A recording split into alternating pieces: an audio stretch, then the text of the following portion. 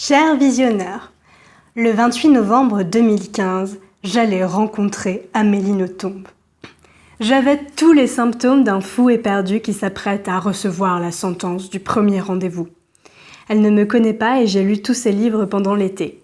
Son œuvre m'a inspiré un effroi admiratif qui me dissuade de lui écrire.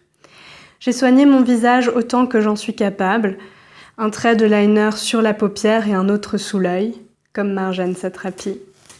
J'arrive à la séance de dédicace avec 1h30 d'avance. Devant moi, une dizaine de personnes déjà. Le temps passe, la file s'allonge, j'entends des gens se plaindre que ce sera beaucoup trop long comme ils auraient pu s'indigner du massacre des Tutsis. Époque admirable où la rencontre d'un écrivain génial est considérée comme un dû. Elle arrive, je suis dans un rêve et la dévore des yeux. Les indignés de tout à l'heure me font remarquer que j'ai l'air de vivre une extase. Une partie de moi souhaite féliciter leur prodigieuse faculté d'observation.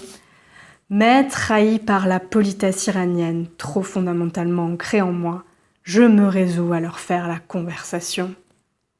Vivre le sublime équivaut toujours à être dérangé. Tout enfant qui un jour a savouré la volupté d'un mets délicieux sait combien ce moment est propice à ce que l'adulte, indifférent, se mette à raconter des fadaises et gâche tout. Vient mon tour. Jusqu'ici, j'avais toujours considéré les adorateurs de célébrités que montre la télé avec un sourire en coin.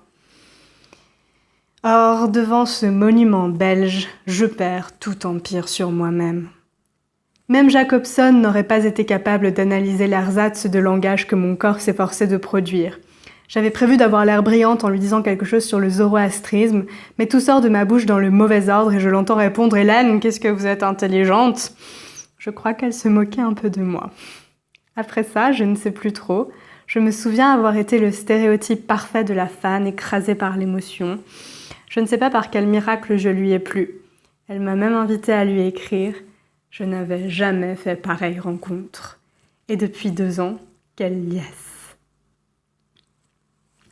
Pour votre santé, Hélène.